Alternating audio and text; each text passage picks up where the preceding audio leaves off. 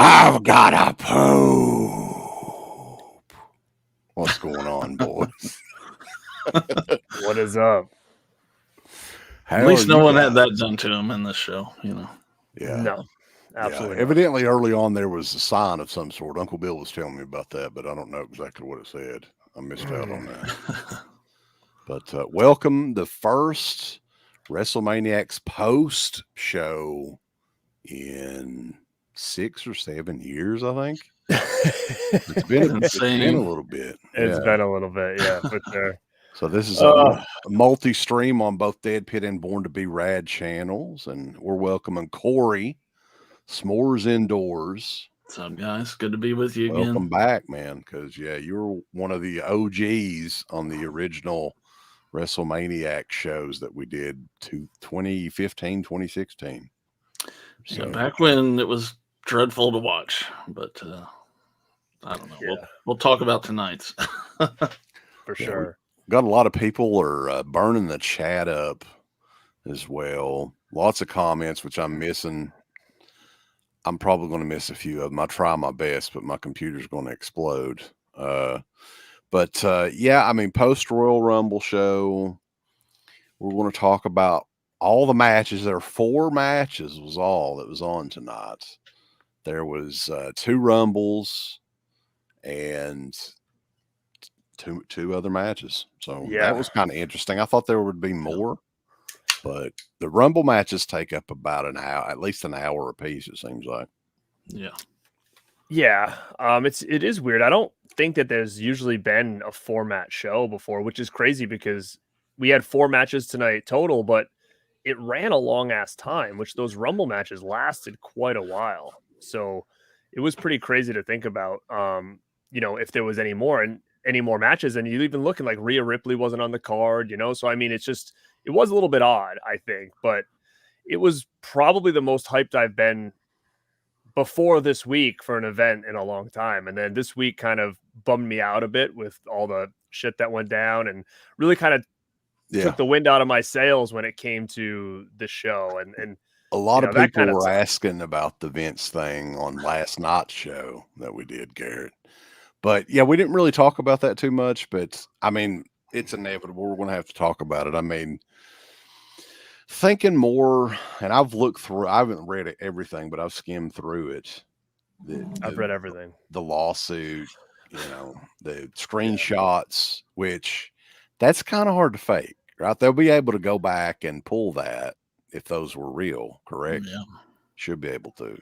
I mean, you would think with the way things are now, you should be able to. I mean, I don't know if they match like phone record times or whatever, but I mean, I don't want to talk too much about it personally because it just fucking bums me out, the whole thing, because it's a legacy. It's a whole thing. I mean, you kind of knew there was, obviously some shady shit going on at some point, but it's just mind boggling to me that like the details of these events, and not only is it the details of these events, but we're not talking Vince McMahon Attitude Era 2000. We're talking Vince McMahon, 76-year-old man, Vince McMahon, right? So that's where it's just so, to me, it is like a different world out there, like in that sense of like, how is this shit even possible? I don't know. You read that thing and it just keeps getting worse and worse. And you're like, what world do we live in where like this was just even going on? And how stupid do you have to be in 2023 in the position that you're in and the legacy you have and the company you have to get yourself into those type of situations, number one. And number two, to send written text messages to somebody, not thinking that would ever be possible that those could resurface again. I don't know. The whole thing to me just seems so bonkers that it's just, he's obviously a lunatic or he's an idiot. I don't know. But the whole thing is just, it just sucks. It just soured me on the show a little bit, but I still was hoping for a good show and we'll talk about it. But I was not happy with tonight at all. So. No, I just wanted to say too, I totally agree with you. It kind of bums me out. It's sad. This guy that created this thing I loved starting as a kid and just to see how this is going to be his legacy probably in the end. And I think he's denied a lot of that stuff, but I mean, there was a lot of smoke already, from right other stories that came out. So I'm assuming that's probably true. So Right. So, I mean, this is the same lady that he had the deal with last year, $3 million deal, NDA and everything that he did not keep. So, I mean, there's a couple of things though. First of all, there's something to this. I don't know if all that stuff is true. The doo-doo story seems very, very far-fetched. I mean, that's just, I don't know. I can't fathom that story. It's just insanity to me. It's like you can't even like write that on South Park insane to me. Yeah, there is Like, for sure something though. I mean, you're not going to offer to pay this lady $3 million. There's something that happened for sure. So, I mean, any of the things mentioned in that lawsuit is bad for Vince, and he should never ever be allowed anywhere near a backstage WWE show again, or any of the talent or anything like that. And also, if you offer to pay her $3 million, pay her the $3 million. Don't stop after the first payment, maybe. Right. What is $3 million for No, Vince? I mean, he's paid nothing. people off dozens of times in the past. So, but yeah, the whole doo-doo story now, that I'm not saying that could never happen, but you would have to be on some good drugs. 100%. I mean that's like like go to loony bin like type of situation shit. Like, you know what I mean? Right. Like it's fucking crazy to me. Like Right. it's wild. Like who is getting enjoyment out of any of this? Like really? Like it does. I don't get it. Like I don't find it funny. I think it's sad, and I hope that as a company, regardless if this is true, false, half true, whatever, that they can move forward with this and become what they should have been all along with the right people in charge, and this kind of thing just fall to the wayside once he's gone. I mean, because like Corey said, it's something you grew up with, something that you've loved since you were a kid, and of course it's it's heartbreaking just as a whole thing, because I think it's not just him. I think it just feels like it's the whole business in general. Like it goes back to the Carney days, right? Of like that, is that what we're still in, is like that world? And you just wanted to kind of move forward, and there's been so much upswing with the company that they've needed for a very, very long time. And I feel like that just really took the wind out of the sails leading up to like probably one of the biggest events, in my opinion, in probably almost 10 years, like with what they have for talent, with the hype of like what could be the next Mania, and the deal with Netflix and The Rock on the board of directors, and Triple H and The Rock, kind of helping run the show. Like the whole thing was just they were in a good place for the company, hoping to see like changes. Triple H open to working with other companies. Like there was so much positives going into this week. And then we just got slapped with this in the middle of the week. And it really just kind of, like Corey said, it really bummed me out. And I'm still kind of bummed out about it. And I wonder if people involved that were working there, fans, everybody tonight was a little bit still bummed out, because I feel the crowd sucked tonight, and I feel like the commentators sucked tonight. Like it almost is like everybody was just, they were phoning it in. The crowd was not doing much of anything, and there was a lot of issues with the show. And as we break it down, we'll go into more. But that's kind of like my overview on the whole situation. Like I don't want to go too far into it because, like I said, it bums me out. But I just feel like it held a little black cloud over an event that was supposed to be, something amazing. Yeah. Maybe Vince will go to XPW now. He's going to be all elite. Yeah. Got a lot of people. His new look is all elite. I know that much. Oh, Jesus. We got a lot of people in the chat. We'll do a little bit of a roll call, and then we'll go ahead and get started with this, because lots of stuff to discuss for sure. Rob Zilla, 884, dude who loves movies. Welcome, sir. Alpha Romero, Mike B, Dynamite Tiger, TJ Frizzy, Gizmo, Justin Smith, Nicholas McMath, Black Peter. That's one of Uncle Bill's favorites. He loves Black Peter. I don't know where Uncle Bill is. Razor's Edge, Suspirian Knot, Jacob Corton House, Gus Amaretti. Welcome, Gus. Wet Movie, who's of course in the house. Jackson Jack. Sarah Presswood, welcome. White Peter. Uncle Bill likes white Peter. He's non-discriminatory when it comes to Peter. He likes black and white. Yeah, so we appreciate Genghis John 25. That's a new name. Haven't heard that one before. The Creepy Onion, Rambo, Raff for Life. Welcome, sir. Yeah, Vince, this is a good point. This is interesting. Yeah. I mean, a long time ago, but that always bothered me. Like the Over the Edge 99, Owen Hart passing away, literally in the ring. Blood is still on the canvas in the ring, and wrestlers are performing, knowing that's his blood. He died right there like 20 minutes ago or whatever. And he continued to have the show. I think he could have easily canceled the show and redone it, a couple weeks later, something like that. It would have been fine. Yeah.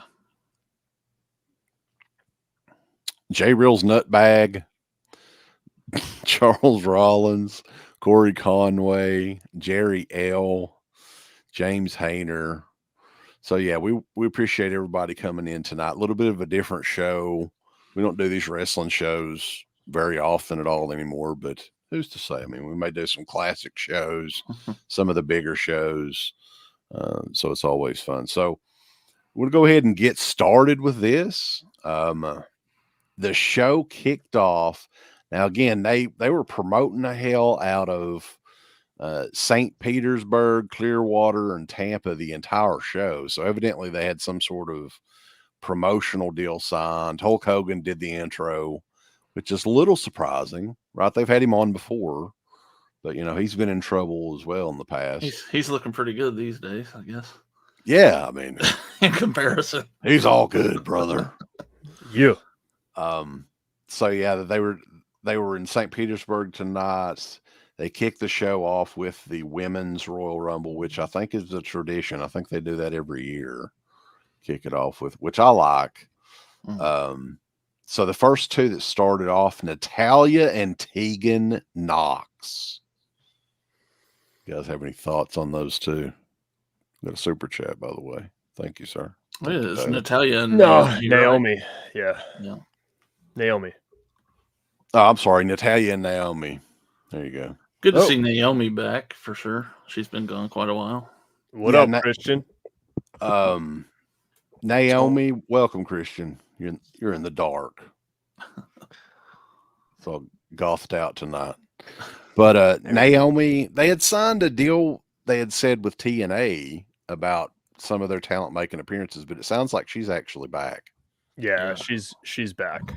I had an issue with it, actually. Like not her, but I don't know if anybody else knew. It's like the commentators, I felt like, didn't know what was going on. Like Naomi's music hit, and I'm like, oh shit, Naomi. And like nobody's saying anything. And all of a sudden she's like walking down, they're like, oh, Naomi's here. And I'm like, why did they just go silent for like the first couple minutes? Like the commentators, like no one said anything. I'm like, you don't think that they would be like going nuts? Like Naomi just came back. She's in the Rumble. She's a surprise entrant. She hasn't been in the company for a year or so, but like they just sat on their hands until she was walking down. They're like, oh, Naomi's back. Like it was really odd. And I feel like they did that with a lot of the women tonight. And a part of me was like, and I agree 100% because I didn't, but some of these women that were in the Rumble tonight, like these commentators, I don't think knew their music. Like I didn't know half the music was for these women coming out, number one. And number two, the way it was set up, like there was no Titantron, so you didn't see like a name flash.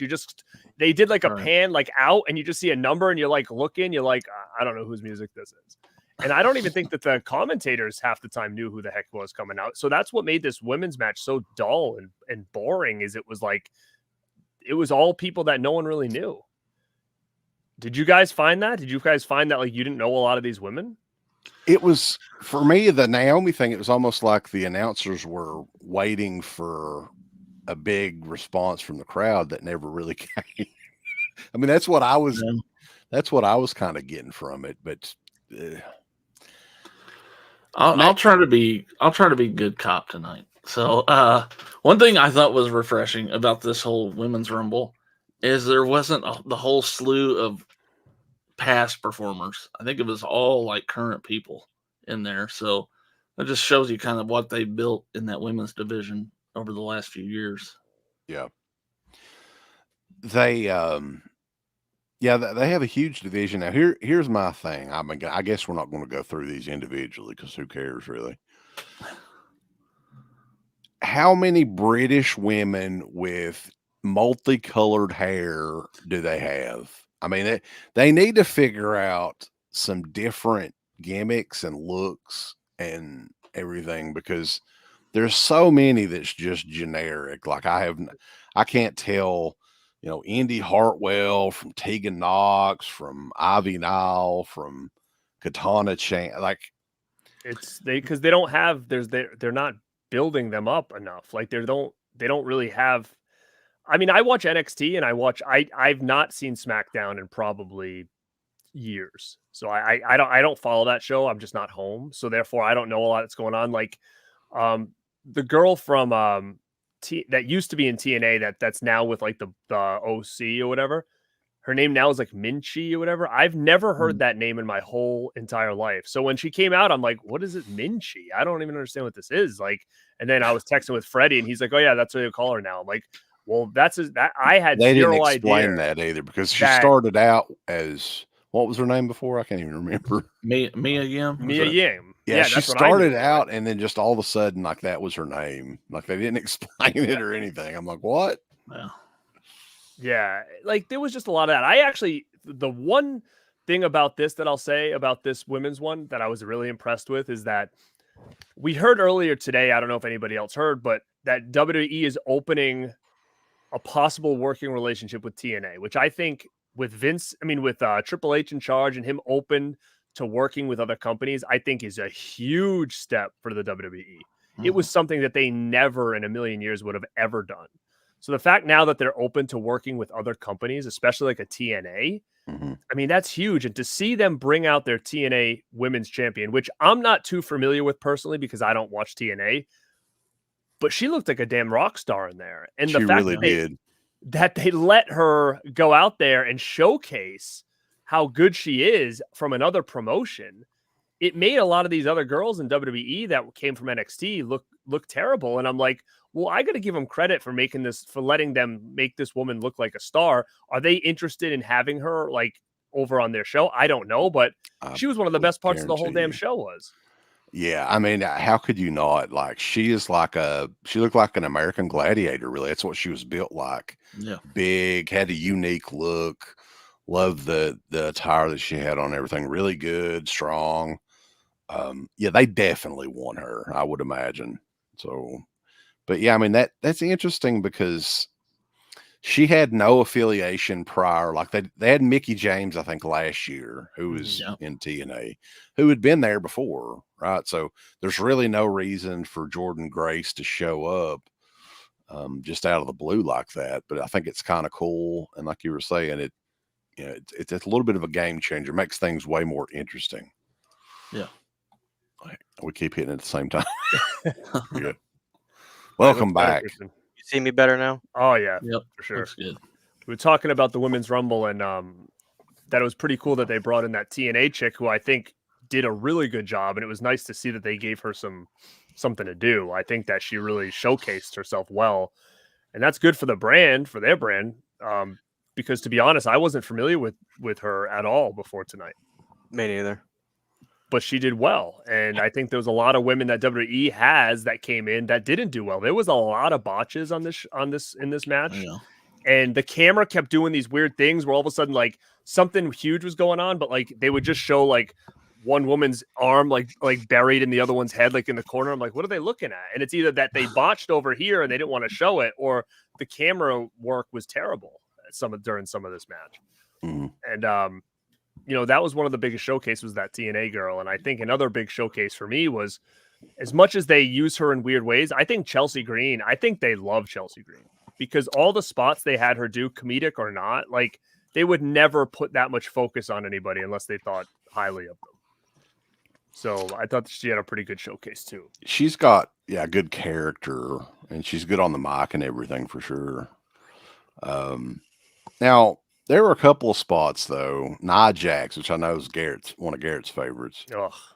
Dude, like I mean, I understand, like, she's The Rock's cousin or however that works. She's always going to be there, but they need to avoid her in these big spots because she's going to there's going to be some major injuries, some more because of her. Like, there were a couple, like when she just dropped Piper Niven like a sack of shit, pretty much, and didn't seem to care. They need to. I don't.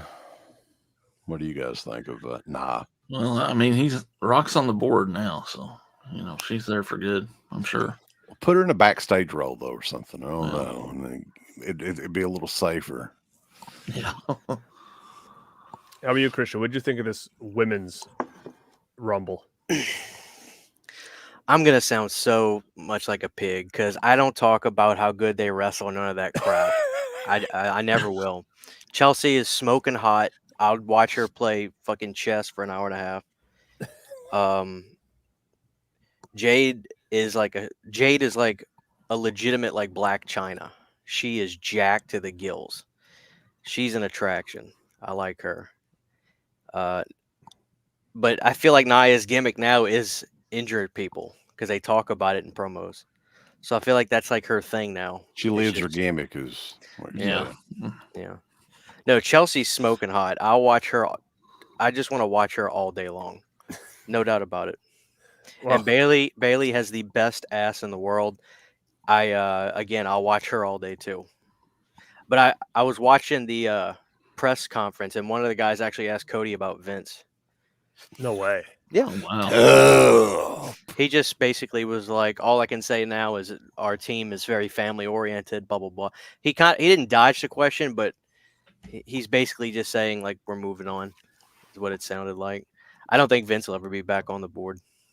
No. I agree, Black Peter. Bailey's pants were too damn baggy tonight. I totally agree. That's no good. God, she's hot. But didn't you think though that there were a lot of just generic, like maybe it's because I didn't know them or whatever. It was. I thought so. I thought it was very generic. I actually thought that this showcased how poor that their roster is of stars when it comes to the women. I mean, there was some good ones in there, no doubt, but there was a lot that were thrown in, which, I kind of knew, but I didn't know their music. I don't think the audience knew their music. I don't think it helped that there was no Titantron. So like nobody knew who was coming out, except and they're all like 4'10" British girls with like multicolored hair. They all look the same. Yeah, like I used to really love this blonde chick, Carmella. I wish she would come back. She's had a baby, so she's out. Yeah, Carmella's back eventually. She'll be back. I think what they did with Jade Cargill was probably the best thing they could have done with Jade Cargill, because Jade Cargill is, like you said, an attraction, but she wasn't comfortable coming to WWE because she was never properly trained enough. AEW just looked at her and said, "Okay, you're our champion," and put her in like these squash matches, so she never had to do anything. And then WWE brings her in. She messed around with some of the women there and was like, "Oh my God, I'm so behind." So they sent her back to NXT, and Triple H says, "Hey, listen, you're our future, so you tell us when you think you're ready to come up. You do what you need to do." So today was her big debut, at least for now. I don't think she's going to be on the main roster yet, but I think this was a showcase, and it could have went very bad. But I think what they had her do made her look pretty special, and I think that it was handled well, because it could have went terrible. If she would have came out there and botched a lot of stuff, that could have set her up for failure, I think. So I think they played it pretty safe with the Nia thing. I mean, it got me a little nervous thinking she wasn't going to be able to lift Nia up, but I like what they did with her. She looked strong, and I think that that's what they needed in a very minimal capacity. So she did well, and I think Tiffany Stratton showcased really well. And I think she's the future for that company too, because she's really good in the ring. And she was one of the women that came out, one of the newer ones, and was doing all of her stuff and didn't botch once. Most of these new girls, they botched quite a bit. And it didn't seem like they didn't know what to do when they were in there. Everybody was kind of like in each other's way. I don't know. I actually found this match to be pretty disastrous, to be honest with you. But that's just me.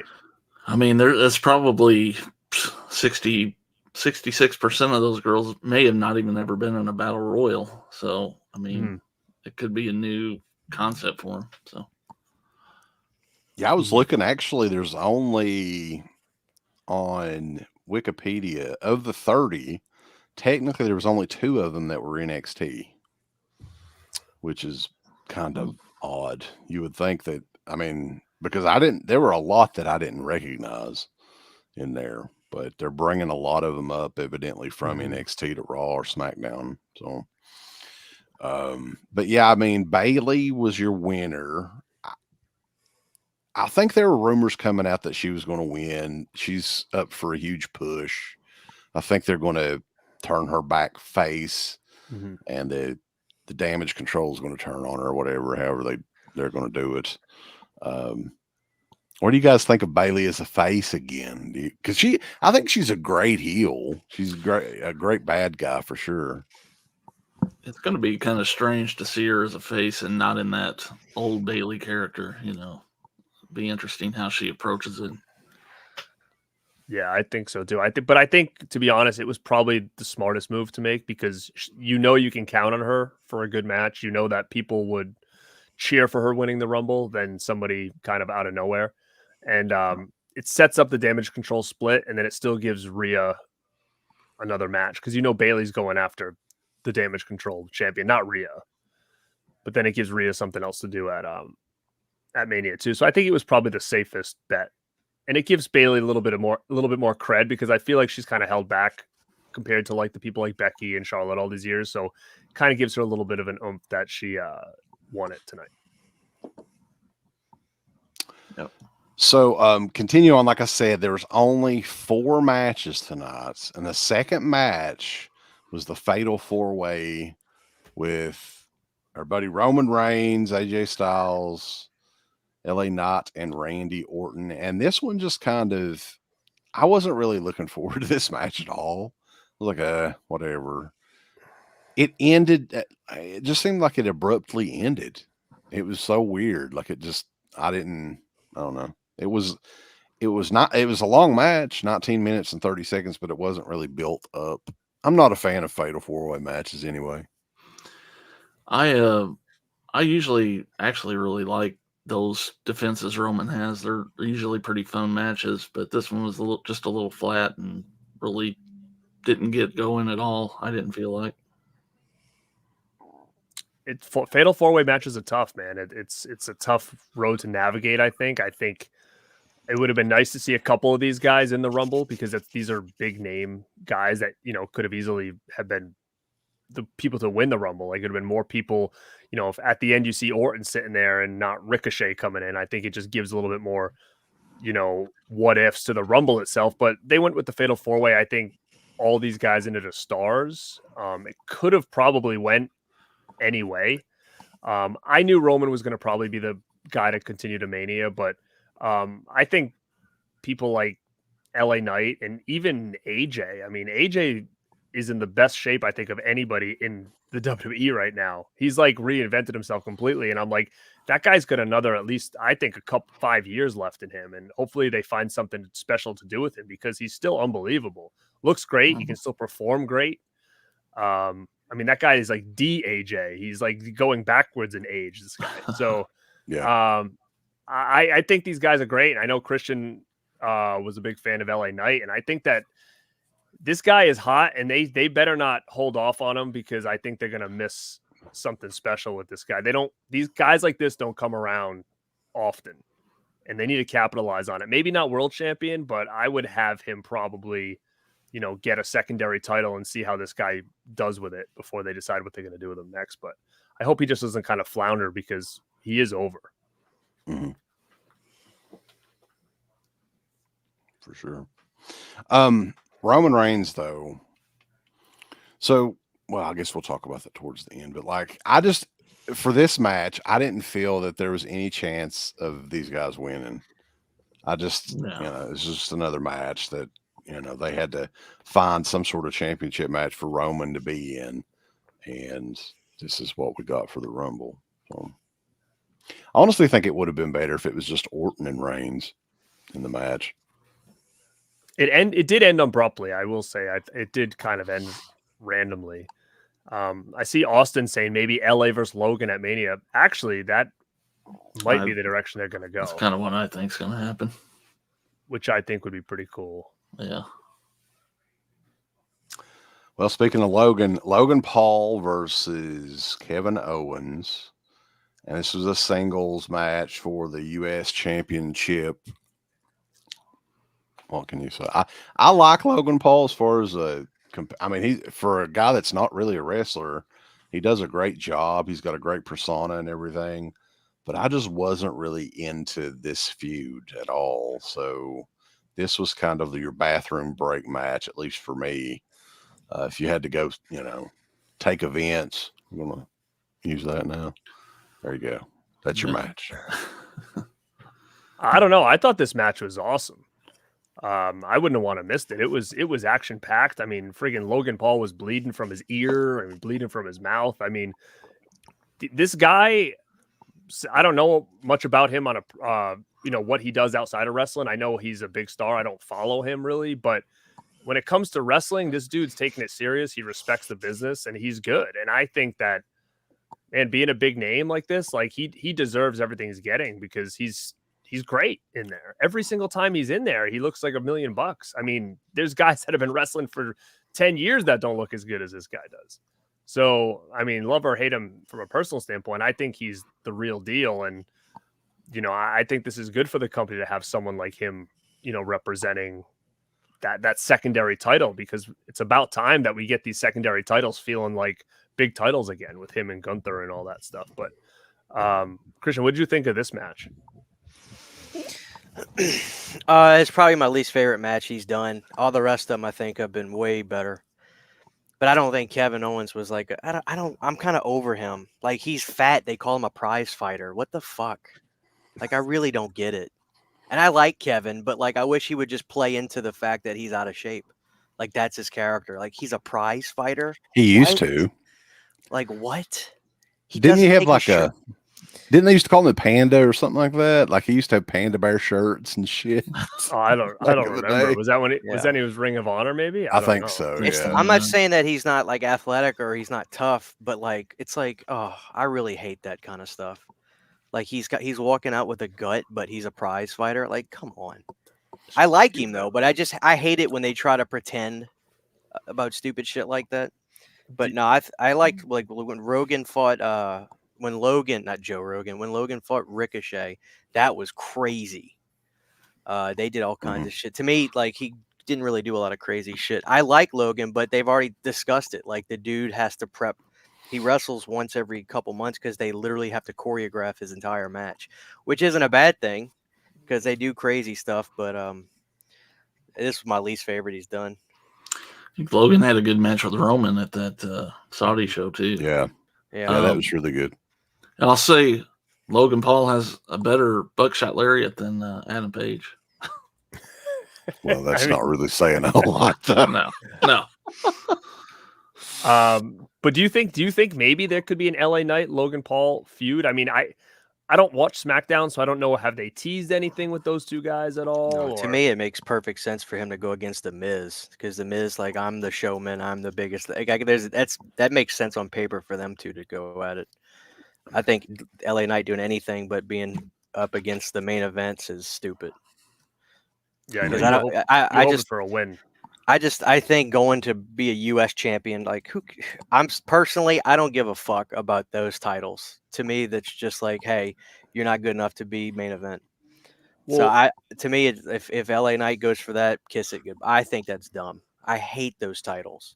But the thing was, it's because those titles have been junk for so long. Like, when I was a kid, like, those were big deals. Like, that was basically saying, hey, if this guy can handle this belt, then this is a stepping stone for him to possibly be the next guy. Like, I mean, when you look at some of those old champs, like, Shawn Michaels, Bret Hart, Ultimate Warrior, Macho Man, Steve Austin, Rock, like, when you look at all those guys and see what they amounted to, but then there was a period of time where those belts for a long time didn't really matter, and they were just on anybody, for a long time. I think when they started adding more titles, that hurt too, because back in the the 80s and most of the 90s, it was the tag title, intercontinental title, and the world title. That was it.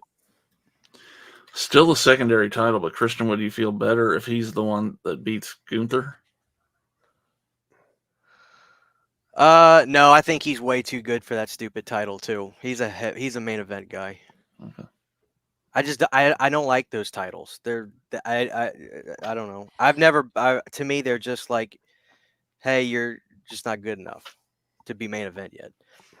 I've never been into them. I used to like the hardcore title, but I'm a heavyweight champion guy. 24/7 title, that was a good one too. That big green one they had. I'll never forget when they booed it when Mick Foley pulled it out. Oh, and that was all the cracked and everything. I was booing from my couch. I'm stiff on that kind of stuff. I'm not into those. I'm not into those other titles. I just never have been. I used to like when I was a kid. I liked the European title just because it was such a ridiculous ass title. The European title. It would be they give that to like Gangrel and D'Lo Brown, like when you like, and we'd see it once every 3 months. Like, oh, we forgot that title exists. It's tough, man, because the problem is, I think now is I don't want more titles, but I think that they've got so many big names now that it's hard. But so didn't the Attitude Era, and they were able to make it work for everybody. I mean, that's what was nice about that is, I mean, they were playing hot potato with that belt so many times. They had one title, and it was like 1 week it was on Austin, then for 2 weeks it'd be on Triple H, then it would be on to Foley, then it'd be to The Rock, then back to Triple H. So they were hot potato in that thing around, which was good and bad because it made all those guys feel like stars. And if one guy was out on injury, they had another 3 or 4 guys that could carry the show. So, I mean, you know, it would be nice to have something like that where these guys are all chasing the belt and having like a bunch of main eventers. But I get it. It's probably hard to kind of make that all work. But they do have a lot of talent in that upper echelons of like main event for once, you know, in a great while. So it's good to see. Instead of a TV title, though, they're going to have a Netflix title. You know what, dude? I'm not going to freaking be... I wouldn't count that out, to be quite honest with you. I swear I wouldn't. Because you never know.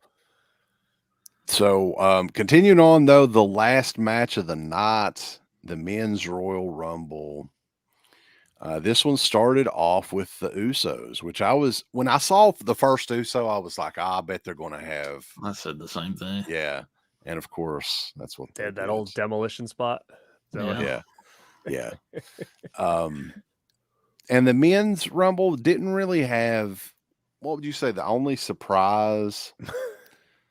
There were a couple of odd things in here, like Pat McAfee, and somebody in the chat mentioned this. He obviously wasn't prepared to wrestle at all. So that was probably Brock's spot. I think they've got it. That was probably because it was just literally, and I hated that too, by the way. You jump in there and you just jump out instead of. I mean, think about that though. That was probably Brock's spot, right? But what a freaking waste. When you had guys like you could have called Sheamus, anybody to come out and take that spot. I'm sure there was people in the back. Was Cardona back there with Chelsea Green just sitting around in her locker room that you could have said, hey, gear up, dude. We need you to come out. Gonna pop, go back in. To have McAfee get up, say, no, well, I'm not going to do it, and come back down. That sucked, man. That was a pathetic waste, lazy. Booker T was there. Could have called Booker T. Right. Anybody, right? Anybody of some kind of note or surprise, somebody different. I mean, anyone to just have McAfee just go in and then step out was junk. And I feel bad for anybody on that roster that didn't get in that Rumble. Chad Gable, not in the Rumble. Like anybody that wasn't there that McAfee took that spot from, which would have been Brock, but anybody could have filled that hole. Went in, did a couple things, boom, out. So that really pissed me off. And I was laughing at the beginning of this Rumble because like for the whole first half of the Rumble, the whole story was no yeet, everybody kept saying. And I was laughing the whole time because it was like a whole thing. Like Jimmy's like, no yeet. And then Waller comes out and he's like yelling no yeet. And then somebody would attack Jay. Could you imagine the pop Tatanka would have got? Anybody would have got one. But every I guarantee you Tatanka would have got a bigger pop than Andrade got when he came out. He looked like, when he came out, I thought it was Albert as like that Tenzai gimmick. I was like so confused. I was like, who is this? I don't know, man. That was the surprise. Braun Breaker and Andrade with a big Almost. They brought Almost back, or Almost, Jesus. or whatever. He's been gone a while. I'll tell you another thing wasn't a fan of is I feel like you shouldn't have Damian Priest in there since he's got the Money in the Bank. Like, It's true. They that could have could've held been that someone spot else. open. I thought he was going to cash it in. Cashes in like to be at the end or whatever. No, like that during the really main doesn't. He already has a guaranteed championship match, so it really doesn't make sense. Well, he's going to cash in at Mania when Punk beats Seth. I don't know. I think Damian. I don't know if Damian's going to get that belt. I think he's going to fail that cash, or it's going to be way later. I just don't think. I don't know. I just don't think he's ready at all for it. But who knows? Who knows what's going to go on with Judgment Day? Because now they're saying Balor might leave when his contract's up in April. Who knows? Speaking of Judgment Day, is JD McDonough not the ugliest dude in the world? He's really weird looking. He's like an oversized little person. That's what he like when he. Yeah. I mean, that's what he looks like. You would think that he was what's the proper word to call it? Little person. Yes. Who's that Australian dude? The tall Australian guy. Well, Waller. Oh, I love him. He was talking shit the whole. He is hysterical. Jeremy goes, yeet. That's the cringiest thing I've ever heard. I love him. And then when he was talking shit, while he got to me, that's just guys like that. To me, it's just like, okay, you realize this whole thing is just theater and it's supposed to be fun. I love those kinds of guys. When they go to Australia for that whatever show, he's gonna get the hugest reaction. I bet money. They're gonna love him when they go over there. I think they see something in him. I really do. Oh, he's funny. Like, he made me laugh. I love him. Him and the other one kept saying no yeet for like the That's first cringe, half. mate. That's the cringiest thing, mate. I think it is cringy. I hate the Usos. I hated the Usos when I first saw them. I hate them till this day. They have horrible haircuts. They're not stars. I don't like them. They're trash. Both of them. Oh my God. Wow. Hate them. I'm actually impressed with the Usos. I think the Usos are impressive because hate them. After all this time for them to be over as much as they are as singles, I'm pretty shocked that they were able to make They don't draw money. They only work with people that draw money. So when he does this, those people, that's all he's got. Like that's it. He's got yeet. You know, yeet. So you haven't been down since day one-ish? No, when they used to come out and do this, oh, I used to hate it. I hated it. I just think it's stupid. I'm gonna send you a no yeet shirt. Would you wear it? If no yeet, yes, I'll wear it. Okay, no yeet. All right. And then they do that stupid leg slap crap. They make it so painfully obvious. And one of them was wearing like leather pants. He couldn't even like pick his legs up. They were my wife is casually watching. She's like, "Why did that idiot wear those pants?" I was asking myself. I was like, "He looks stupid." I hate him. I think they suck. Cody in the chat was right when the Usos were like came out and they were face to face, like they were the first two. They kept making weird faces, like snarling at each other. It looked like two dogs about to like attack each other. I said that. I was like, why are they growling at each other? I hate them. Terrible. Is no yeet Samoan for no DUI? I just Which one got the DUIs? I can't even remember. Both of them did. I don't know. The red one, the no yeet. Oh, okay. Jimmy Wang Yang got it. It's yeet and no yeet. So I don't even know their names. Which one? Okay, Jimmy is no yeet, right? It's Jim. Or is that Jim? Jimmy and Jay. Jay's yeet. Jay's the baby face. Yeah. Right, so what the fuck does that even mean? Like I never really looked at it. Dude, it's some kind of Gen Z crap, I'm sure. But what's so funny is I was dying if you go back and watch it. Like he kept saying no yeet, he had the shirt, and then Waller said no yeet when he came in, and then they're beating him up. And then who is it? Somebody else came in. It might have been somebody like kind of not somebody you wouldn't think of. They were like attacking Jay. Jimmy walks over to me and goes, "No yeet." He's like, "No yeet." And they start like beating on him. And I'm like, what is going on? He's trying to find people that like are no yeet to like beat up his brother. And he just kept saying it for like the first quarter of the match. I was dying laughing. Bronson Reed. What do you guys think of him? I actually really like the fact that back in the day, you had guys of all shapes and sizes and shit, right? And anymore, there's so many like 6'5" dudes with short haircuts and they've got tattoos and shit. Why can't there be more fat guys? There should be, because they were fun to watch back then. You know, when you guys would just lift him and then they'd fall back because he was so big and he's just an oddly shaped one too. Like he very much reminded me of Mantar, so I've nicknamed him the modern day Mantar, Bronson Reed. I wish he'd come out in that head. I used to love those big guys. I know, same. But I hate now that they're all 5'3" and fat. Like I miss the days when they were like Vader and Big Boss Man and King Kong Bundy. Yeah, these new guys, they just look like potatoes. What's that one? What's the redneck one? That like, oh God, I hate him. Oh, the one that's part of the thing with Chad Gable, the shush, that guy. He wears cut off shirts. Otis. Yeah. Oh God, I fucking hate those guys. Otis is tough because he doesn't even like. He's actually a collegiate wrestler, I think. And he's actually he's a huge horror fan. Huge. He has a horror collection. He's got this whole thing. He's a big horror guy. You wouldn't talk to him about horror? No. Shockmaster, man. I like some Shockmaster. You know who else is a huge horror fan? Austin Theory. Have you ever seen his collection? Really? Yeah. I like Austin. That dude's the real deal. He's the real deal. John Amplis is a big wrestling fan too. I didn't know about that until tonight. You know who I really hated? I swear, I feel like I'm in the Twilight Zone. He went to AEW. He was a big guy. He was a black guy. What is his name? He went Mark to AEW. Henry. No, I love Mark Henry. Sexual Chocolate's the man. That's a star. I'm talking about this guy came out in the Keith Lee. Keith Lee. People were out. I have friends. I'm not gonna. And Corey knows one of them. He wears a hat, and he would say, "Dude, that dude's in shape. He's a big." I'm like, "Are you kidding me?" His people act like he's tough. His fucking gut is hanging over his waist. Keith Lee, yeah. And people acting like he's like, and then he goes to AEW, and in 3 months he gains 60 pounds, and his hair goes gray. And people act like he's like, what the fuck happened to that guy? Listen, here's the thing.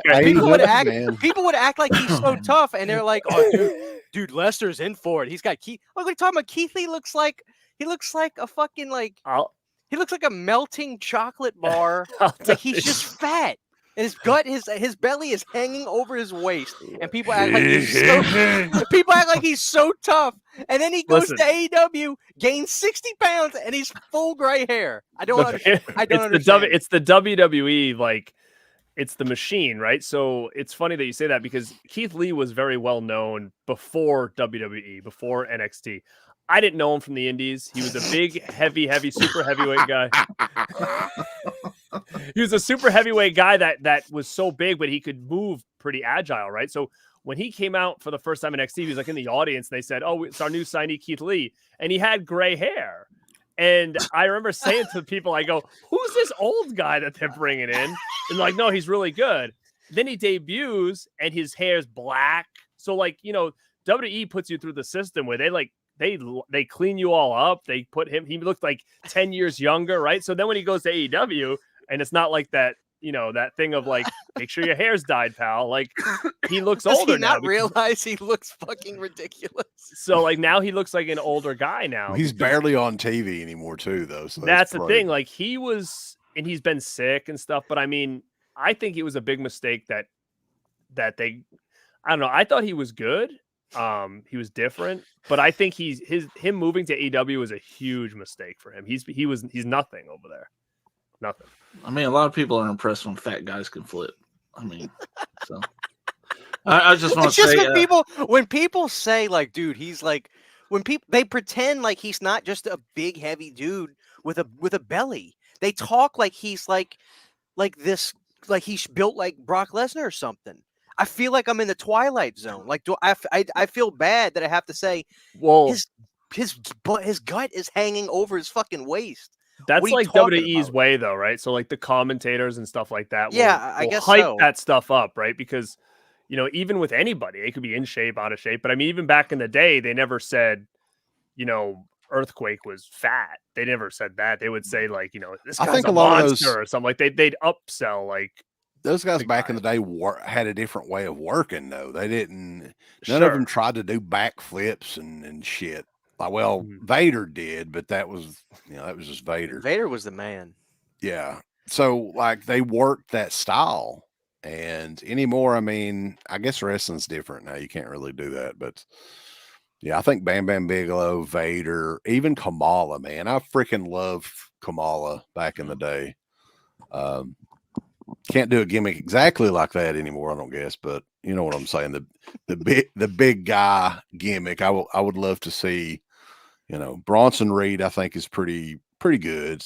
He's actually an older guy, though. I was looking; he's 35, almost 36 years old. That's not old. He's older, though. Next week, Keith Lee and Otis on Planet Dirty. Dude, Stay tuned for that. So the big question, though, was who's going to win the men's Royal Rumble, and a lot of rumors that The Rock was going to be in it. He was going to be a surprise entrant in it. And at the final three, was it the final three? CM Punk, Cody Rhodes, and Gunther. And my boy Gunther, unfortunately, didn't. He was the first one out, and it came between Cody and CM Punk. And by that point, I was pretty much like, yeah, fuck, they're going to let CM, Cody's going to win it again. What do you guys think about him winning it second year in a row?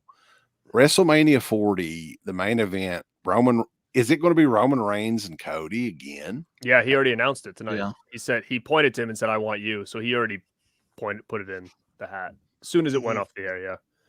So it's going to be Cody and Roman, which again, I think they're making up for a mistake they made last year, in my opinion. I think they should have did it last year. They didn't, and I think they're going to go back and fix it.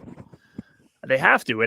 I think it's the right thing to do. As much as I didn't really care for another victory, same guy 2 years in a row, like do something different. I think it was the easiest, safest, right thing to do because, Punk could have won, challenged Seth for sure. But then how does Cody get to Roman? It would have been a mess.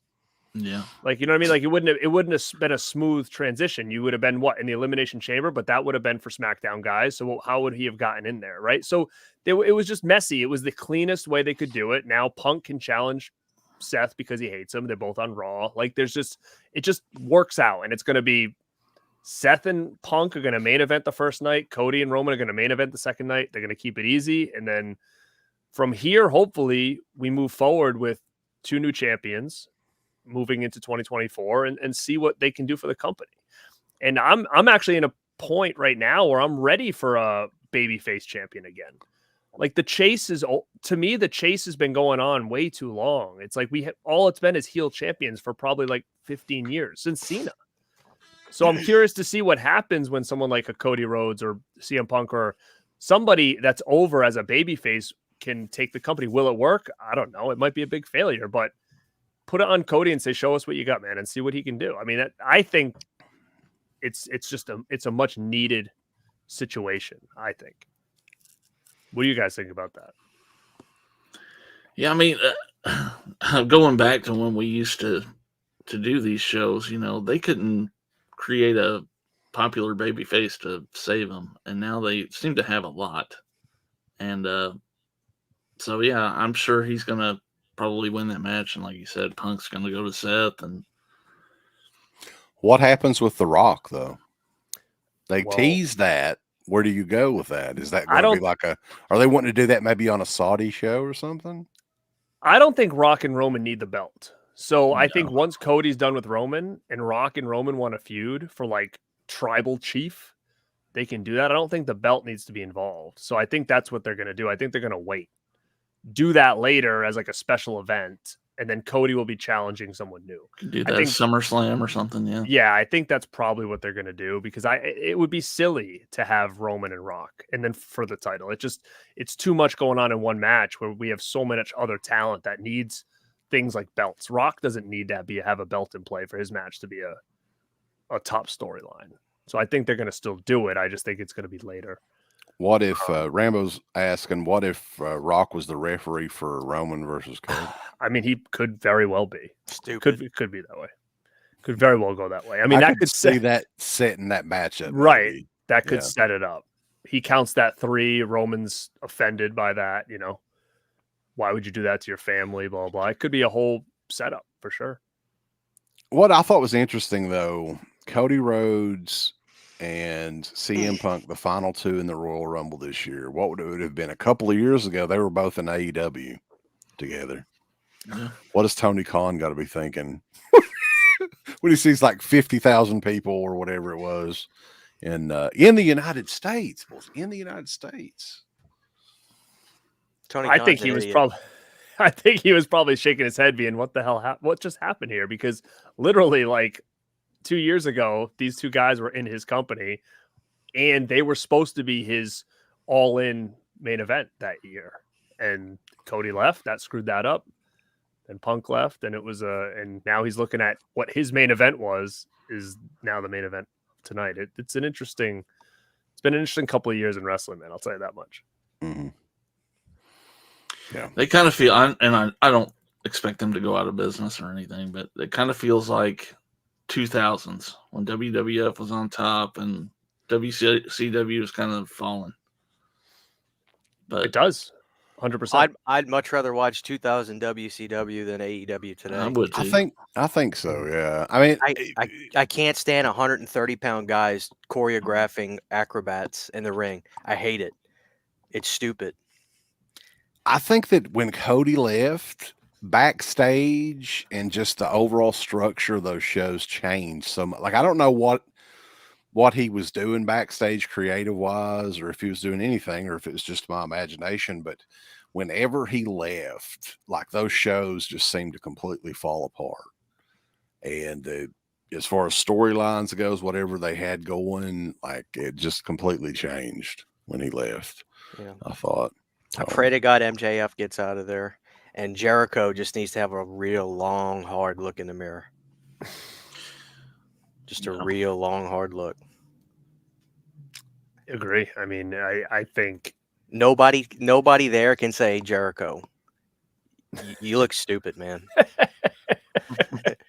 Is it over for him? Is that what you're saying? He needs to just do music or something? Just needs to have a different kind of role. Like, I don't know. He's on there too much too. Like, he need to go away for a while. Go away for 6 months or something. Yeah. Go on vacation. Yeah. MJF's a star though. They've got a lot of great guys there. Cesaro, I always like Cesaro. He's there still. He can't talk.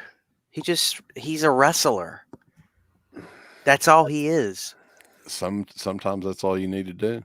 He's very athletic, crazy strong. I think I heard John Cena say that he was the strongest guy in the whole company when. Oh yeah, I mean, I don't doubt it. I wish Cesaro was a bigger name for WWE, but I think he's got the look, he's got the talent. But I agree that was his downfall, was his talking. I mean, I think people can get away with being good on the mic rather than and be a little bit lack in the ring, and I think they can still let it fly. Like, you know, Cesaro will outdo LA Knight in the ring any day of the week, but I think someone like LA Knight will get farther based on just his gift of gab and his look. Yeah. I think that'll get him farther down the line. I just don't think he has that X factor. Like, I'm the biggest Bret Hart fan in the world, and I'll be the first to tell you Bret Hart wasn't exactly the best guy to ever talk on the microphone, but Bret had an X factor to him. Mm-hmm. Clearly. Cesaro, to me, he's just a wrestler. I disagree. I think that we'll see who's right about that. Well, I think the problem is that Cesaro I think he's too old now to ever be what he could have been. I don't think he's going to get that. I don't think he's going to be world champ now. Nobody is going to be a star out of that rinky-dink company besides MJF. No, not there, because they don't. I mean, hell, they're gone for 3 months and they just randomly show up every once in a while on the show. Yeah. Like, they have fucking way too many people employed there that they only have 4 hours of TV a week or whatever it is, 5 hours of TV a week. See, when they announced WWE, you know, when it had the thing that said WWE to Netflix 2025 or whatever, January, they had like that big banner that they would post everywhere. Yeah. I saw that same day that said January 2025 AEW to Tubi.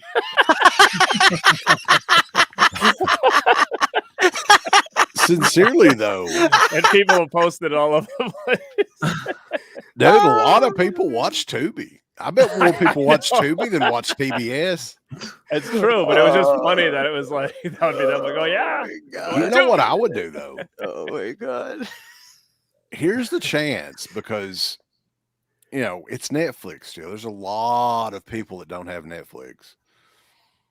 AEW could move one of their shows to Monday night, and it would be on actual TV. Hey, what do you guys think of that? That would probably be the smartest thing they could do. Up until the people that check it out have to watch it again for week 2. But I mean, there's going to be a void. You would probably, try to get your shit together and start a new show up.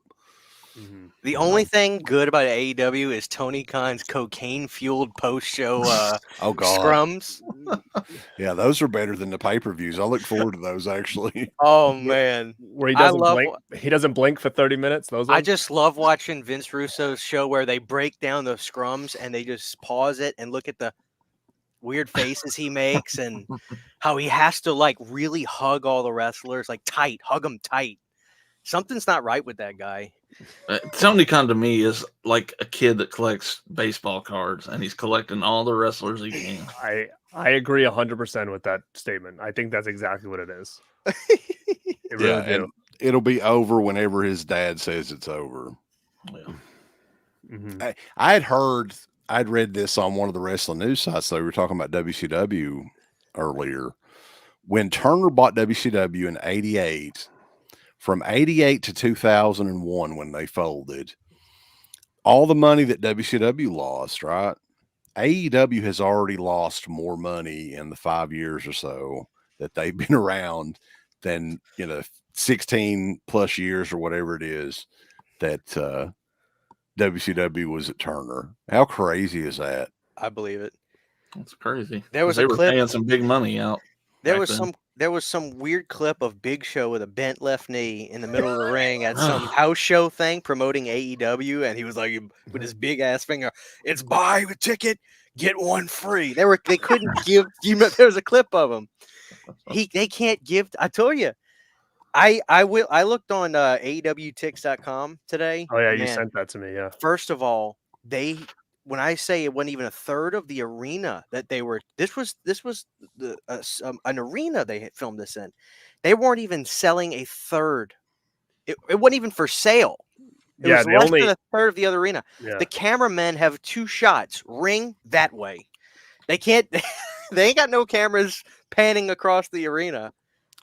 That's part of the problem. Why don't you book smaller? Like, why would you book those large arenas knowing you're not going to sell even 2,000 or 3,000 seats? They had to get their ass at Splash Mountain or something. Get a residency there or something. Like I think Triple H said on the thing that he did with The Rock and Netflix and stuff, and he said, I was here when we were in Lowell, Massachusetts, in these small buildings, and now look where we are now. And I used to go to those Lowell shows, and some of the buildings that they were booking were small, little like mini arenas. And this was going back to, this was like the beginning of Attitude Era, because I went to these Lowell Raws and saw people like Triple H, the Oddities. So, they were still in those small buildings like around that time. So they didn't really move into the big buildings until like the Attitude Era was like when they grabbed WCW, I think, and like kind of brought everything together. So they were still rocking those smaller arenas back then when business was booming, No, think how the environment was of the original Raw in the Manhattan Center when it was just a tight crowd and everyone was loud, and that's what they need, something like that. Here are the ECW arena shows from back in the day. It's really just a big bingo hall with bleachers, but it was full and the people were crazy. Yeah. How much you want to bet there's people at that Collision show tonight watching the Rumble on their phone? Oh, I guarantee it. Bet you anything. 100%. It sucks because I do look at that and I say, I'm glad there's competition because it keeps, I think, WWE on their toes a little bit. But at the same time, like I'm more of a WWE guy. It's just more my style. I've tried to watch AEW. It's not really my style of wrestling that I enjoy to watch. But I also think it's kind of nice to see WWE pulling out all the stops to ensure that they stay number one. Like, I think them teaming up with TNA is a good thing for everyone involved. Like they did with ECW back in the day, just to basically say, okay, these guys are on our side. So, we'll cross promote with them. If you want to, talk crap about us on the internet or whatever, like, okay, like keep doing your thing. Like I like that aspect. It keeps them on their toes, but at the same time, I like that they're continuing to try to explore ways to continue to show their number one, and to be honest, up until recently, I feel like it was pretty close these last couple of years on what people wanted to really watch. It was getting close, and maybe not in the ratings, but in the fandom that I was seeing. But it seems like people have really turned back the tide on AEW now, because it has changed so much. It's basically like WWE Light, and the whole thing with AEW was we're an alternative to what you see every week. And now it's just become the same thing, but with the guys that WWE doesn't want anymore. So it's tough, but I do think it's good to have competition in play, because I think it helps both people, it's business. That's one of the interesting things, though, about the whole Netflix thing is really competition doesn't exist for them anymore. Like, there's ratings doesn't matter. Sure. At that point, you're right. So it would just be like an alternative, I guess. Isn't Netflix losing money like hand over fist the last couple of years anyway? I'm not sure. I heard I they don't watch were, Netflix. and they were canceling a lot of shows because they were losing a lot of money. Dude, there's one reason people have Netflix, and I'll tell you what it is: crime documentaries. Nobody does better crime documentaries than Netflix. I'll give them that, because I watch all of them. But that's it. That's all Netflix has. And the good shows that they do make, they stop doing it. They just cancel shows. That's another thing that pisses people off. They'll do 2 seasons of a show, and people are like, oh, I can't wait for this. Boom, done. They had a show called Mindhunter. It was insanely good. It actually had the dad who played Fritz von Erich. Great actor. Canceled. What about the show on Netflix, though, the WWE stuff? Are they going to keep it PG, do you think? Or they're going to do some... I think they may, some colorful language, throw it in every once in a while. I think that they'll probably expand it a little bit, but I think they're going to still have to be very careful, like, especially with everything going on in their world right now. I think they're going to be throw a little caution, but I think you might, like you said, hear some language. Maybe blood will be a little bit more on a regular, than try to hide it if someone bleeds. I think that they probably will push the limits a little bit, which will be refreshing to see. Kind of interesting how they do like commercial breaks and stuff too. They have. Oh yeah, they said none. They said no commercial breaks. Oh, okay. Yeah. Please go to 2 hours. I pray to God it goes to 2 hours. Then 3 You would hours. think they no have commercials is bad. Yeah, brother. yeah. Unless they do like the first hours, like a almost like a pre-show or something, they could probably do that. Maybe. I guarantee you, though, the production style of the show is going to be way different. They're going to make it look more cinematic and probably do other kinds of stuff. Well, will they do it in 4K too? Because Netflix is in 4K as well. It doesn't matter, because I ain't paying for Netflix 4K. I got that 480p deal still. I'm grandfathered in. Grandfathered in. There you go. That's fine by me. Some stuff though, man. Like we talk about movies in 4K all the time, but DirecTV has a streaming app where you can stream like football games, basketball games, and shit in 4K. That shit will give me a headache. Like, I can't watch like a basketball game in 4K. I just can't. It's too glossy, and everything is too detailed or whatever. I don't know. I can't explain it. I'm like, yeah. I told my wife, I was like, turn it back just to HD. I'm good. How much do you think is going to bring Netflix's price up? Do you think it's going to increase their price? Because I mean, they paid for Raw $5 billion for Raw. I mean, that's a big amount of money. You think? No. That's one show, which they're not getting the whole library. They're getting one show. Do they, as far as tiers go, though, this is going to be a new feature that like the live Netflix shows that they're going to be implementing throughout this next year and getting set up. Is that going to be on a specific tier where, hey, you've got to get this $39.99 a month tier or whatever? Could, but you know what I was thinking is that people are talking about Peacock in here, and I agree. I have Peacock for wrestling, but man, what a steal it is, though. It's like, what is it, $9.99, $6.99 or something cheap, and you're getting all the old events. You're getting pay-per-views. Like, I mean, it's a steal and a half for Peacock, and I don't use it for anything else. Man, I mean, yeah. Overseas, everything WWE is going to be on Netflix. Yeah, I want to look into the VPN and just get that. Be good. Get it. International Netflix. That's something else about AEW. I don't know how they're selling pay-per-views when you can get the WWE shows for $6.99 or whatever a month. Like, I'm not paying $60 for AEW pay per view. Yeah, I'd pay money to see the buy rates on those. That's what you'd pay for? Like, I'll give you the 60, but I just want to see the buy rate. I just want to see the buy rate. I don't want to see the event. Well, just the buy rate. TNA actually has pay-per-views still as well.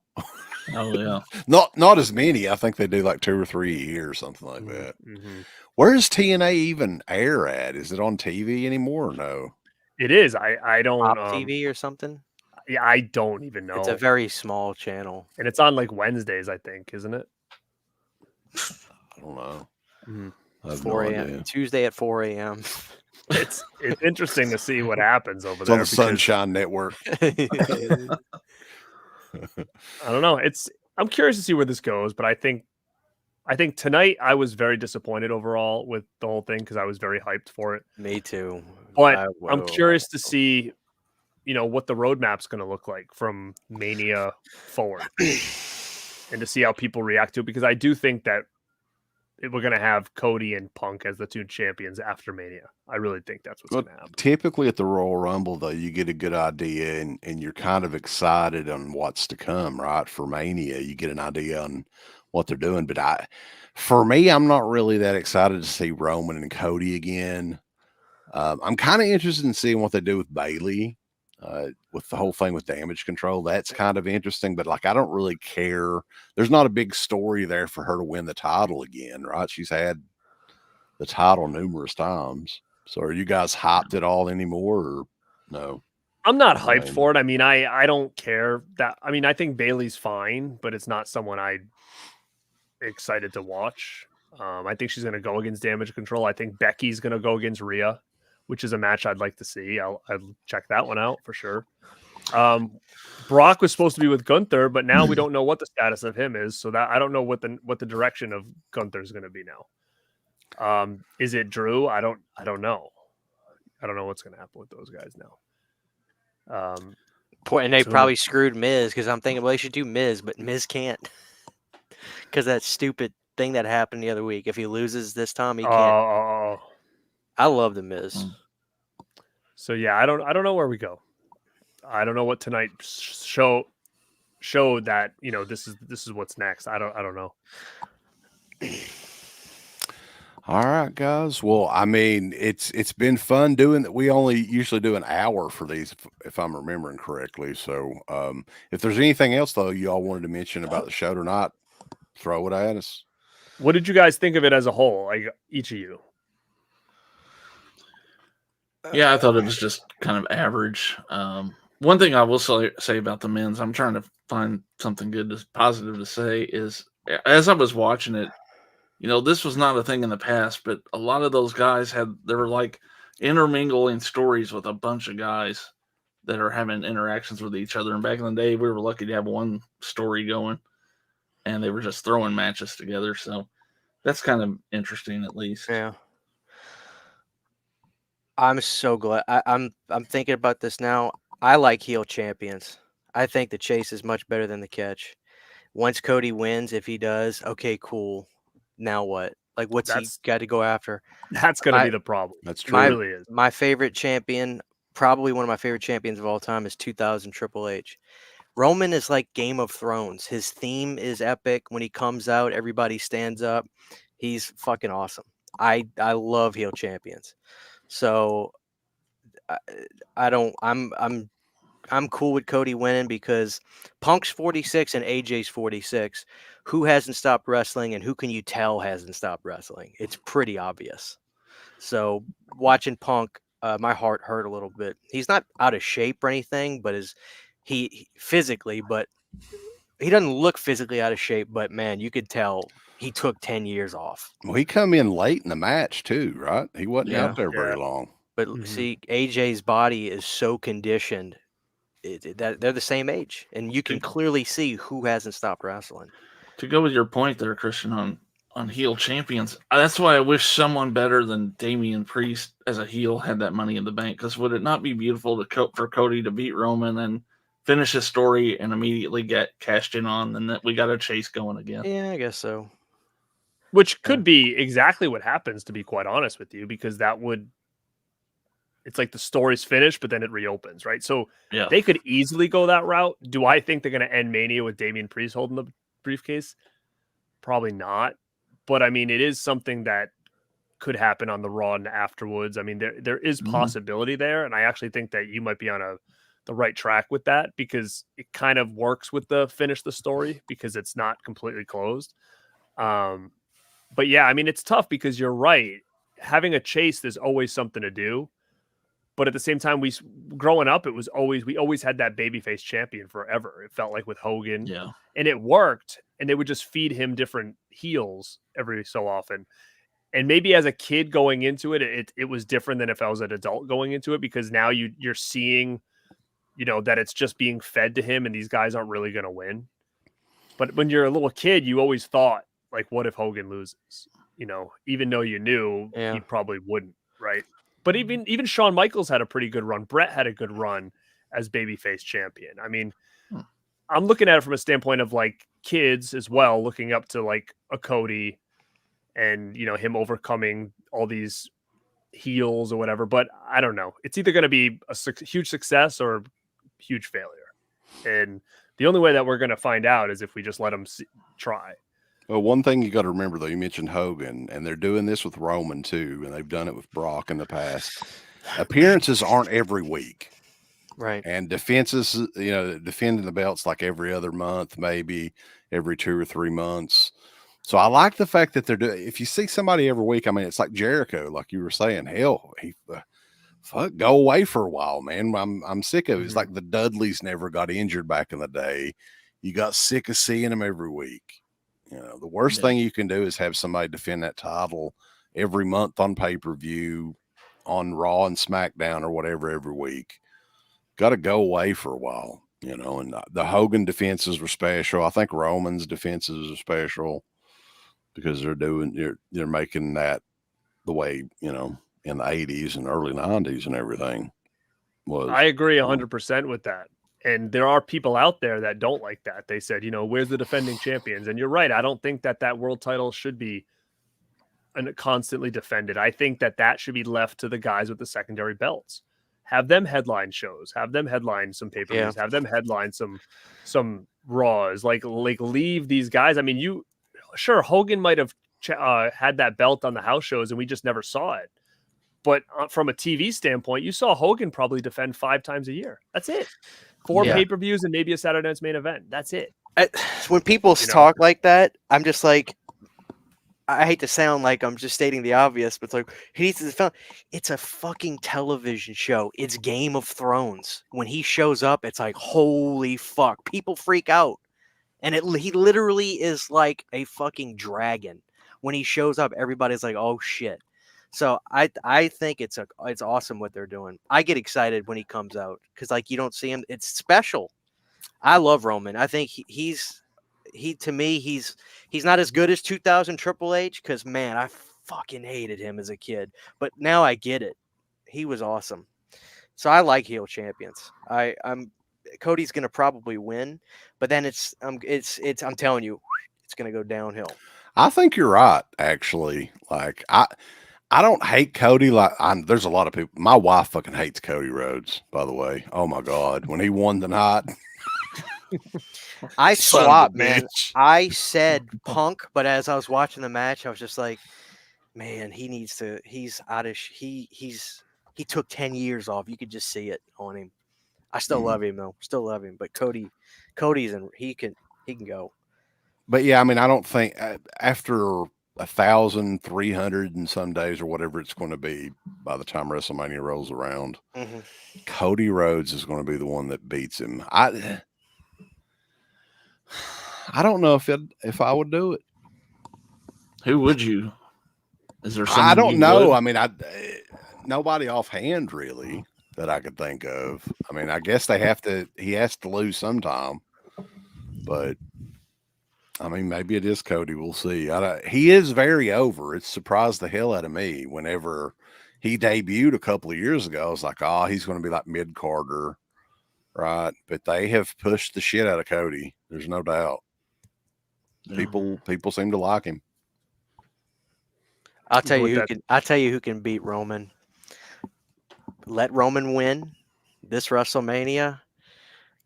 MJF, please get out of that popcorn league and let him do those Shane Douglas promos, because that's exactly what they are. It's like that extremely angry, yelling, aggressive, monster energy fueled promos. Oh God, man. I love MJF. He's the man. I think he could do it. I'm sure they want him. They want him there, but I don't know. He's the real deal. But yeah, people keep talking about Roman passing. I don't want him to pass Hogan's record personally. I don't. Will he? I don't think so, but it's possible that he does. I don't know. And maybe it's just when I grew up. I just look and feel like Hogan's something. Roman's good, but Hogan's something else. It was something different. You know who was a great heel champion? None of y'all are gonna agree with me. Fucking JBL. I hated JBL. He was, when he came out, all he did was take that hat off. I was at a SmackDown 2004, and I'm actually on TV. The whole arena, when that limo came out, they were yelling, F you. They were flipping him off. They were booing so hard. That was the best time for SmackDown when he was champion to me, because you just fucking hated him. You wanted to see him get shot, not beat. You wanted him to get shot. That's how much people hated JBL. Those are my favorite kind of champions. I may be wrong on this, but the specifics, but didn't he like run after people at the border of Mexico and beat the shit out of them? Oh, that was peak SmackDown. That was great. That was great. He was a Border Patrol agent. I think that was when he was feuding with Eddie Guerrero. Yeah. Are you a Guerrero? Hey, someone's mentioned Dirty Dom. He's turned into a great heel.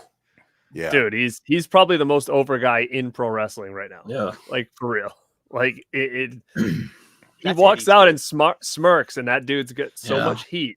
I've never seen anything like it before. Rhea should have had a match on the Rumble tonight, like a title match or something. I would have loved to see her tonight. They needed her out there. I actually, even part of me thought she was going to be in the men's Rumble, but.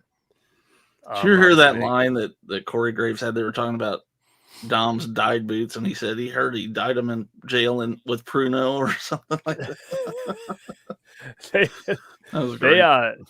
Yeah, Dom's awesome, dude. I think for what he was and what he is, I mean, they just evolved him so perfectly that like there's no reason this should have ever worked, really. You know, when he first came out, I was like, what is this garbage? Come on, this is going to be awful. He's going to have some babyface son, and he's freaking great, man. And I think the him and Rhea thing needs to stick around for a while because they just work so well. Mm-hmm. I think without her, he might be in big trouble. But with her, I think that it's gold. Yeah. No, they should definitely stick with what they're doing for a while for sure. All right, guys. But yeah, we appreciate everybody. We've had quite a crowd in here for a wrestling show. Normally the wrestling shows don't go over as well, but evidently there's a huge fan base for the Royal Rumble at least. So Garrett, Christian, Corey, anything you guys got coming up on the individual YouTube channel? I know Garrett and Christian, you guys do stuff pretty much on a daily basis, it seems like lately. I'm not at his level. He's daily. I've been reviewing documentaries, so I'm actually going to try to stay up and watch Going to Pieces, revisit, because I've seen it, but I'm going to revisit Going to Pieces tonight. And I just ordered IFC's American Nightmare. Somebody was like, dude, I like that more than Nightmares in Red, White, and Blue. And I was like, I haven't seen American Nightmare. That's a great one, I think, if it's the one I'm thinking of. It's got like a skeleton on the poster. So I ordered that on eBay for like $7. So as soon as I get Is that the one where they talk about Shivers in it? Cronenberg Shivers? I wouldn't know. There's so many around that time period. I get They're confused. fun, man. I'm having a blast because everybody's alive for these, you know? Everybody's dying. There's another one that I think Mike Mendez did that I don't know if it ever got officially released, but it's probably on YouTube. It's actually called Masters of Horror, the documentary. Somebody told me about that too, but I don't know if it has I was looking for a DVD of that, but I couldn't find it. I've got like a review DVD of it, but I don't think it ever officially came out. I don't think they could get rights for some of those movies or something. Yeah. I don't know. Only thing I want to say about why AEW sucks is because Dean Ambrose, John Moxley, is a mouth-breathing idiot. He can't talk. He can't form sentences. And if you remember that Stone Cold podcast he did, I said to myself, this guy is the biggest idiot I've ever seen. He can't form sentences. He's a moron. And all he does is stick toothpicks in his head now. He bleeds. He sucks. He's terrible. And by the way, Seth, whatever, Rollins, what is his gimmick? He talks with a weird Dr. Evil accent sometimes, and then he stops it. Then it's like he's trying to be like Macho Man with all the colors, but it doesn't. None of it makes any sense to me. None of it. It makes zero sense. I like the old Rollins with the blonde streak, to be quite honest with you. But. And honestly, Becky is starting to look like a cracked out version of that girl from The Fifth Element. She's looking very she skinny. looks like she needs to gain some weight. Like her face, she looked like somebody has a vacuum on the back of her head and they're sucking. Like she can't make. I don't get it. I'm not a fan of her either. Rhea Ripley's a star, and she could literally bend every single one of them, and she could snap all of them in half. Besides Jade, that's the problem with the women's division, because like everybody's like, oh, you need to bring back Sasha Banks. Rhea could sit on her and split her body in half. What are we talking about? Imagine that as a how do you fake that? How do you even fake that? That's why China had to wrestle guys back in the day. People laughed when they tried to put women in the ring with her. It was ridiculous. So Rhea, that's the problem with Rhea. She's just too damn strong and good. Nothing looks real with anybody else. Not even remotely real. Well, somebody who needs to keep that title for a long time, I think it's Rhea. I don't think that there's any business that she needs to lose that belt, because it's real. It's real. There's nobody that's going to be able to beat her unless maybe Jade Cargill comes in and when she's ready, and that's the one. But other than that, I think she's going to probably work Becky at Mania, and she should beat Becky. You know, she should. She's, in my opinion, I think Rhea Ripley is probably the hottest commodity in all of pro wrestling right now. She's the real deal. All across the board, men, women. I think she's the hottest commodity right now. Well, that's the thing. I mean, who can you even put against her at Mania that's going to be?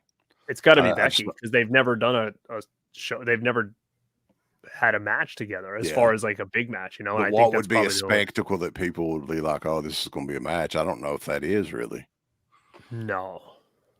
That's good. That's the highest, I think, tier that you can probably get is Becky her. Unless it's going to be her and Bianca.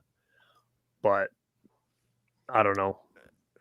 But I mean, I agree. I mean, I was the biggest Becky Lynch fan forever. But she doesn't do it for me as much as she did before. I don't know what it is. I don't know if it's her look, if it's her gimmick. I don't know. Needs to go eat a couple sandwiches. It's weird because like I always felt like it's almost like she got a lot thinner after she had the kid. Yeah. You know, her body's changed a lot. Dude, people are doing this. People are doing this. Like I was watching Natalia do an interview. Everybody's on these let's not eat for 6 days and just drink a bunch of water diet. Or it could have been they could be doing detox with her, but she also, who knows? I mean, you know that what's that thing now that everybody's doing that Oprah's promoting and all that stuff? It's like a diabetes drug that they're taking to lose weight. Oh, Manjaro. Sure, maybe a lot of celebrities are doing it now. Maybe a lot of them do that. I don't know, but who knows? But I mean, I think that's probably the match we're gonna get is Becky Rhea. It's gonna be so stupid. Like it's so sad that Rhea has to pretend these girls can hurt her. It's ridiculous. Well, it's like when I was watching tonight. They had Becky and Nia Jax fighting each other. I'm like, fuck, look at them two, really. Like, oh my God. They had the perfect opportunity. They had the big white girl that's with Chelsea and Nia. That should have been Godzilla versus King Kong in the Rumble, and they should have knocked everybody out. And then them two just fought. Yeah, you know, people hate Nia, so she gets booed. She does get a reaction for sure. So I mean you got to say Nia versus Rhea would be. I'd watch that because Rhea could legitimately pick up Nia. That's a big bitch. Oh yeah, for sure. I like when she does that Vader bomb, man. Not Vader. Yeah, it's a Vader bomb. It was Except pretty she's- funny tonight though when Chelsea kept getting squished by everybody when she was trying. She's in the Yeah. corner or whatever, and they just kept ramming into her. I thought that was great. It was a good spot.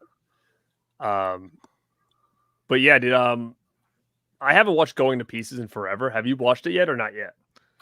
I've seen it, but I haven't watched my DVD yet because Okay. I don't know how much different this is going to be because this says unrated. I'm assuming the clips that they show in this, they'll probably just have if there's a scene where somebody has like a woman takes her shirt off or something, they just kind of show it. But I remember loving it because anytime John doesn't have to just talk about Halloween, he's usually in a good mood. Chef Boy Matt, yeah, Ozempic is what I was thinking about. You're right. Oh. Yeah. Diabetes. All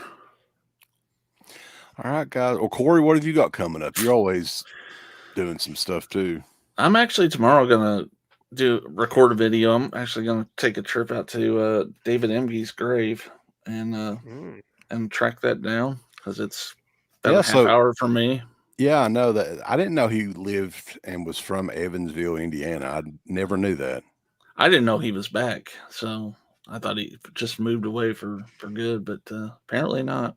And then for wrestling fans that are maybe new to my channel, it's a couple of years old, but my main video on my channel is an interview I did with Sean Oliver, that's the host of Kevin Nash's podcast. Christian was on there for a little bit that was awesome. time, so it's a good interview, I think. He did all kinds of those shoot interview videos back in the day too. That's all over YouTube now at this point. But yeah, love the Cornette one that he did. All right, guys. But yeah, this was fun. Hopefully, this is something we can do on a semi-regular basis. We're talking about maybe doing some old school events at some point as well. Some old WCW, ECW, WWF stuff possibly. So, yeah, I mean, we appreciate everybody tuning in. Check out Planet CHH, S'mores Indoors, BornToBeRad.com, and DeadPit.com. .com. Yeah, you go.